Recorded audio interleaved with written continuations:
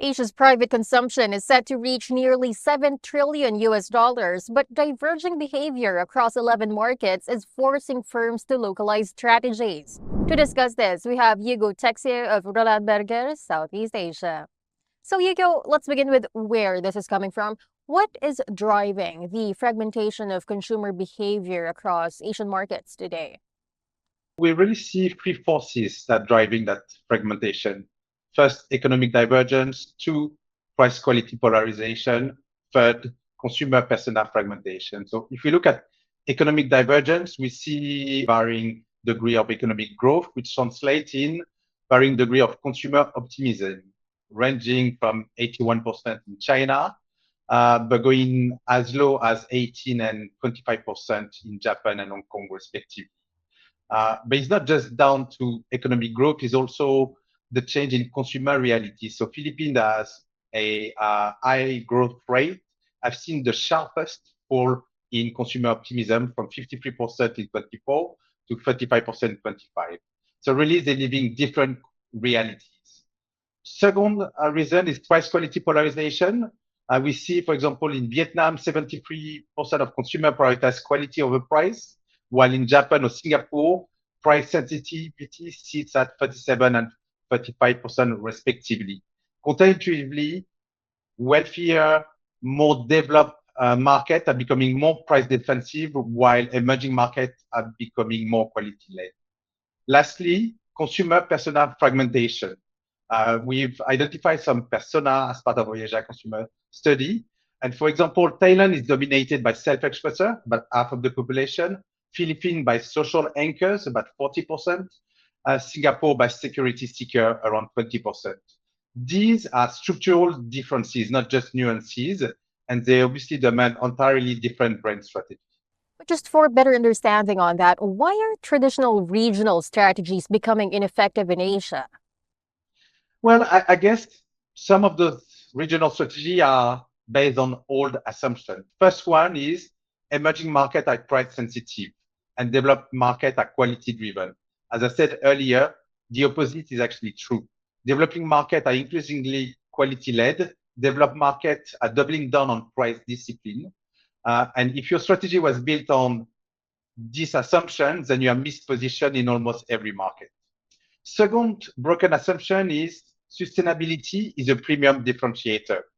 Actually, sustainability has taken a step back in Asia. It's fallen roughly about 10% in Japan, South Korea, Malaysia, Indonesia.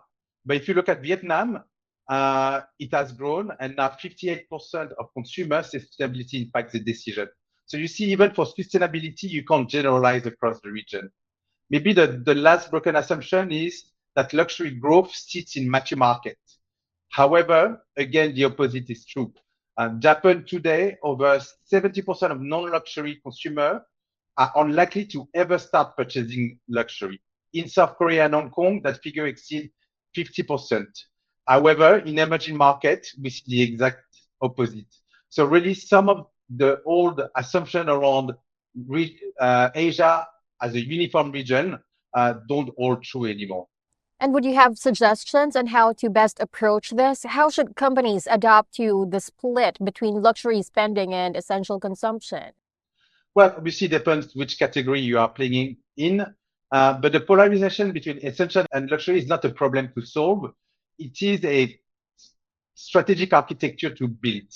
So if you take essential first, they are your foundation. Grocery, for example, are the only category that is set to grow in every single market in Asia. Vietnam, 63% of consumers plan to increase grocery, 73% in India, 73% in Malaysia. And here, the trust is critical. You build trust for availability, consistency, transparent quality. Brands that try to cut corners will lose that. However, we see also a propensity for consumer within essential to be happy to trade up selectively. So, for example, Thailand, 80% prioritize quality and brand reputation over price. In Indonesia and Vietnam is around 70%. So these consumers are not looking for the cheapest options. They're looking for the brands they can trust that deliver quality consistently.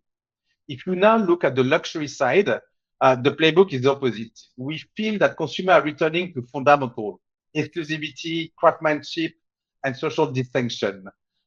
In Asia, the willingness to try new luxury brand is really declining.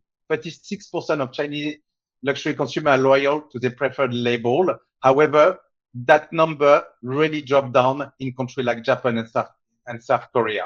So really what is key is to drive fundamentals in luxury category and drive quality in essential categories. So what does that mean for brand strategy?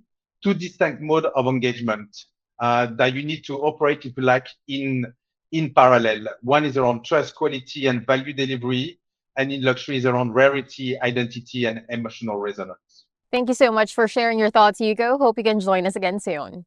Thank you very much for having me. Once again, that was Hugo Texier, partner at Roland Berger Southeast Asia. For more news, visit retailasia.com.